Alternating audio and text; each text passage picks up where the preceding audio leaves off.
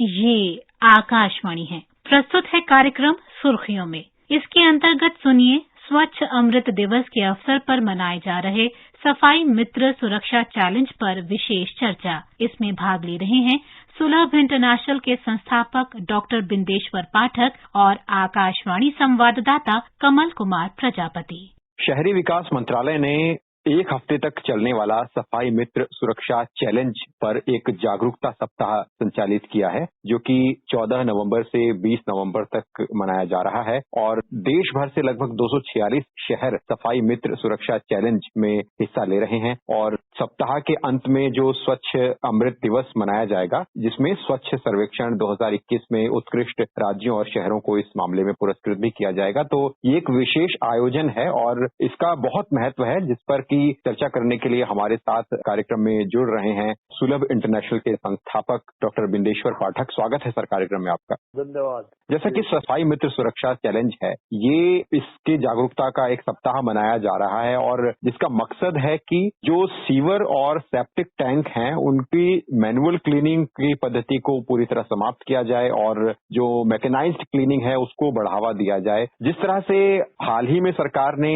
स्वच्छ भारत मिशन का एक अर्बन अमृत का दूसरा चरण शुरू किया और ये सफाई मित्र सुरक्षा चैलेंज, तो इस तरह की सरकार की अनेक पहल किस तरह से शहर में सफाई व्यवस्था को पुख्ता करने में और एक नई व्यवस्था कायम करने में सहायक हो रही है। देखिए, ऐसा है कि स्वच्छता के लिए जितना ही काम किया जाए उतना अच्छा है। लोगों में अब जागरूकता आई है कि घर साफ रहे, गांव साफ रहे, शहर साफ रहे और शौचालय साफ रहे, जो सीवर है वो साफ रहे। तो जो एक अभियान चल रहा है ये बहुत ही अच्छा है और जागरूकता के लिए, लोगों को जागृत करने के लिए, लोगों को बताने के लिए कि किस प्रकार से स्वच्छता को आगे बढ़ाया जाए, कायम रखा जाए, ताकि लोगों को इसका लाभ मिल सके और लोग स्वस्थ रूप से किस प्रकार से रह सके। जी, तो एक मुद्दा आता है सफाई मित्रों को लेकर। सरकार का भी प्रयास है कि जैसे पहले व्यवस्था थी मैनुअल क्लीनिंग की, सफाई मित्र अक्सर सेप्टिक टैंक में उतरकर उनकी सफाई किया करते थे और अपनी जिंदगी, अपने स्वास्थ्य से खतरा मोल लेते थे। लेकिन अब सरकार ने एक व्यवस्था दी है कि अब जो सफाई मित्र हैं वो एक मैनुअल क्लीनिंग की बजाय मैकेनाइज्ड क्लीनिंग की तरह से मशीनों के जरिए साफ सफाई करें, उनकी सेफ्टी सुनिश्चित हो, सुरक्षा सुनिश्चित हो। तो कैसे देखते हैं आप इस पूरे परिवर्तन को? ऐसा है कि पहले मैनुअल था, अब मैकेनाइज हुआ है, लेकिन जब मैनुअल हुआ था उसमें भी सावधानी की आवश्यकता थी और ये बताया गया था कि जला हुआ लालटेन लेकर पहले सीवर में डालिए, जलता रह जाए तब समझिए वहाँ पर मिथेन गैस नहीं है और तब नीचे उतरिए, यदि बुझ जाए तो भीतर मत जाइए। लेकिन लोग जिनको सफाई मित्र कह रहे हैं, जो करवाने वाले लोग, वो लोग हड़बड़ी में, जल्दी में जो टेस्ट करना होता था वो करते नहीं थे और इसी से उसमें मृत्यु होती थी।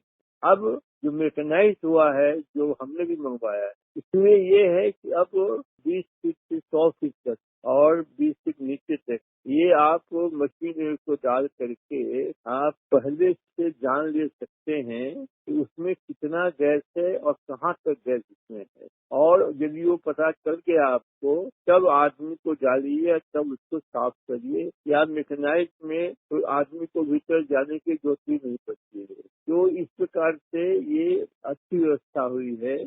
बिल्कुल। अब तो कई राज्यों में लगभग, मैं अगर एक आंकड़ा बताऊं तो 115 शहरों में सफाई मित्रों के लिए स्किल डेवलपमेंट के कार्यक्रम भी चलाए जा रहे हैं, जिसमें कि अब तक 9000 से भी ज्यादा सफाई मित्र प्रशिक्षित हो चुके हैं। उन्हें पूरा प्रशिक्षण दिया जा चुका है कि किस तरह से सफाई करनी है, मैकेनाइज्ड क्लीनिंग क्या होती है। और अब जो कि स्किल डेवलपमेंट के कार्यक्रम चलाए जा रहे हैं, जिससे कि उनकी न केवल एक तरफ सुरक्षा सुनिश्चित हो रही है, बल्कि अब शहरों में भी अब एक मैकेनाइज्ड क्लीनिंग क्लीनिंग से एक परिवर्तन देखा जा रहा है। तो भविष्य के लिए ये कितना जरूरी है शहरों में मैकेनाइज्ड क्लीनिंग को और बढ़ावा देने के लिए? तो वो बहुत बढ़िया है ना, जो मैकेनाइज्ड क्लीनिंग होगा। अब हम लोगों ने जो सफाई मित्रों को, हम लोग तो उसको स्लग वॉलंटियर्स कहते हैं, तो हम लोगों ने उनको ना ओनली सफाई वाले में पापड़, अचार, जबे, कारपेट, टेलरिंग, ब्यूटी पार्लर, ये सारे काम सिखलाए हमने और उनको रोजगार मिला। पहले वो 300 रुपया कमाते थे, अब 10,000 से 15,000, 20,000 तक रुपया कमाते हैं। और अब तो उन्हीं के घर में, जिसमें शौचालय साफ करने के लिए पीछे से जाते थे दरवाजे से, अब आगे से जाते हैं, उनके साथ बैठते हैं, चाय पीते हैं। तो ये बहुत अच्छी बात है। और अभी तो उसमें से एक आपने सुना होगा शायद कि एक उषा को, चौमर को अभी भारत सरकार ने 8 तारीख को पद्मश्री का पुरस्कार दिया है जी। तो वो 2003 तक वो महिला साफ कर रही थी और उसको 8 नवंबर को पद्मश्री पुरस्कार दिया गया।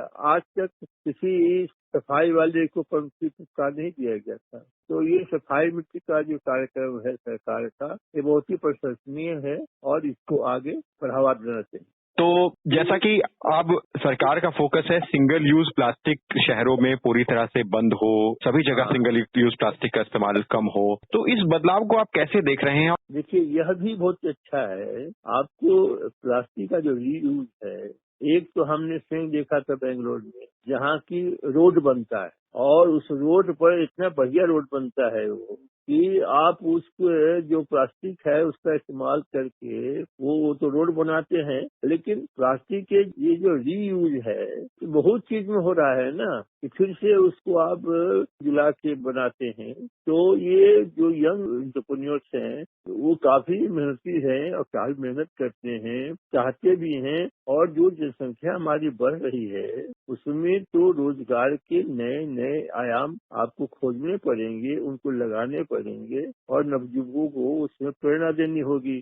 तो इसमें एक देश में एक नई जागृति आ रही है और एक नए तरीके से काम हो रहा है। तो सफाई ही नहीं, उद्योग के क्षेत्र में भी, और रीयूज के बारे में जो आपने कहा प्लास्टिक का और अदर मटेरियल्स का, तो ये बहुत ही अच्छा ये काम है और बढ़िया हो रहा है। और हम तो आशा करते हैं कि इस देश में एक नई क्रांति होगी जिसमें रीयूज का एक जमाना आएगा, जिसमें कोई चीज अब व्यर्थ नहीं जाएगा। अब आप रीयूज का एक उदाहरण बताते हैं आपको। व्यास ने सुखदेव जी से कहा कि राजा जनक के यहाँ जाओ और उनसे कुछ सीख ले आओ। तो गए राजा जनक, सुखदेव जी गए तो राजा जनक ने कहा कि सुखदेव कुछ ऐसा पदार्थ ले आओ जिसका इस्तेमाल न होता हो। तो सुखदेव जी अब जिस चीज को छुएं उसी का इस्तेमाल उनको दिखाई पड़े, तो करते करते तो थक गए एकदम। तो अंत में जब थक गए, देखा कि अब लौट के जाते हैं कि अब जिसको देखते हैं वही न्यूज में है, तो देखा कि एक आदमी शौच कर रहा है।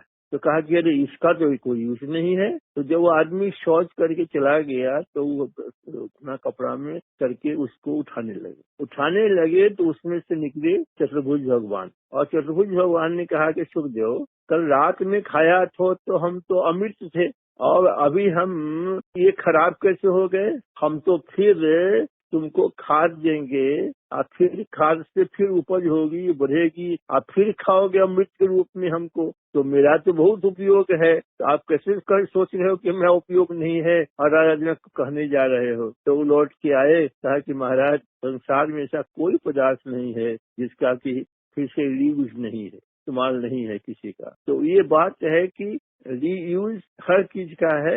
पहले प्रयास नहीं होता था, अब प्रयास शुरू हो गया है। तो मेरे ख्याल से एक जमाना आएगा कि कोई चीज इस्तेमाल हो जाएगा, उसको फिर फेंका नहीं जाएगा, उसको फिर से उसका इस्तेमाल होगा और फिर इसका इस्तेमाल होने से क्या होगा कि कोई चीज वेस्ट नहीं जाएगा। तो वेल्थ फ्रॉम वेस्ट, इसके कल्पना साकार होगी, अभी हो भी रही है।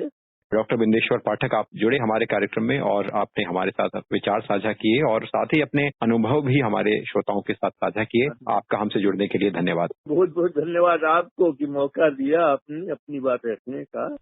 अभी आप सुन रहे थे स्वच्छ अमृत दिवस के अवसर पर मनाए जा रहे सफाई मित्र सुरक्षा चैलेंज पर विशेष चर्चा। इसमें भाग ले रहे थे सुलभ इंटरनेशनल के संस्थापक डॉक्टर बिंदेश्वर पाठक और आकाशवाणी संवाददाता कमल कुमार प्रजापति। ये कार्यक्रम आकाशवाणी के समाचार सेवा प्रभाग द्वारा प्रस्तुत किया गया। इसे आप हमारे mobile app news on AIR और YouTube channel news on AIR official पर भी सुन सकते हैं।